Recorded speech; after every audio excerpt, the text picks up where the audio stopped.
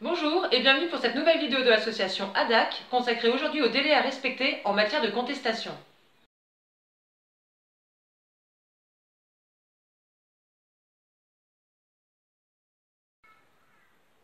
Lorsque la CAF vous adresse un courrier vous informant d'un indu, d'une suspension ou encore d'une radiation de vos droits, vous avez 2 mois pour contester à compter de la date de réception du courrier. Il s'agit d'un recours amiable, aussi appelé recours administratif, qui est un préalable obligatoire à la saisine des juridictions. En d'autres termes, vous ne pourrez pas saisir le tribunal si vous n'avez pas d'abord exercé ce recours amiable.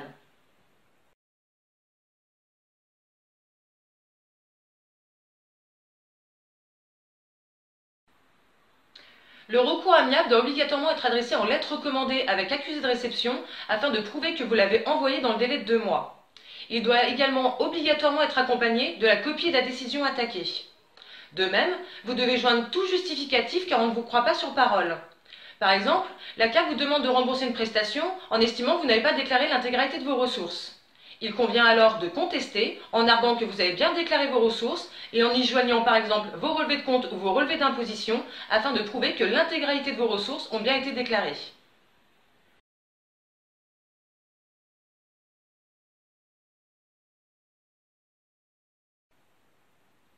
Votre recours amiable doit être adressé à la bonne autorité. Celle-ci est mentionnée sur le courrier que vous avez reçu de la CAF, c'est une mention obligatoire. Ainsi, il peut s'agir de la commission de recours amiable, notamment en matière d'allocation adulte handicapé, mais il peut également s'agir du président du conseil départemental ou de la métropole en matière de RSA.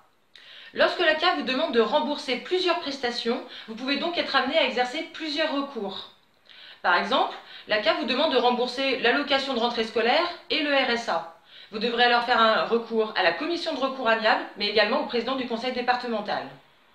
Attention, en matière de fraude et de pénalité administrative, le délai pour contester est de 1 mois et non de 2.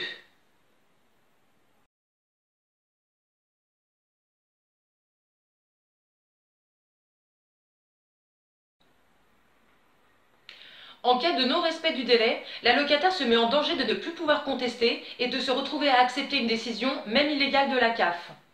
De même, un mail ou un courrier demandant de simples explications ne sont pas considérés comme des contestations et ne suspendent donc pas le délai de 2 mois pour contester.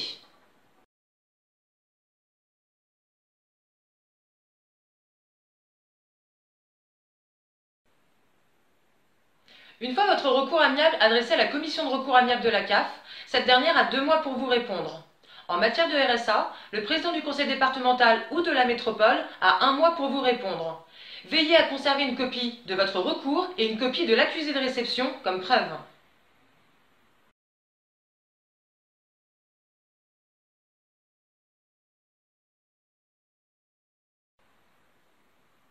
Si la CAF vous notifie un refus, vous avez un nouveau délai de 2 mois à compter de la date de réception du refus pour saisir le tribunal administratif ou le tribunal des affaires de sécurité sociale en fonction de la prestation. En effet, c'est la nature de la prestation qui va déterminer le tribunal compétent. N'hésitez pas à nous solliciter pour mieux vous renseigner.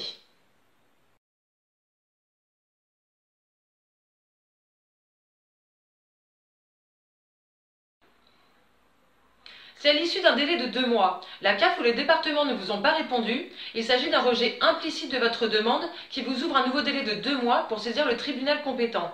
Il ne sert donc à rien d'attendre éternellement une réponse, car vous pourriez ne plus saisir le tribunal, car vous seriez hors délai pour le faire. Attention, si vous recevez une contrainte, le délai pour saisir le tribunal est de 15 jours.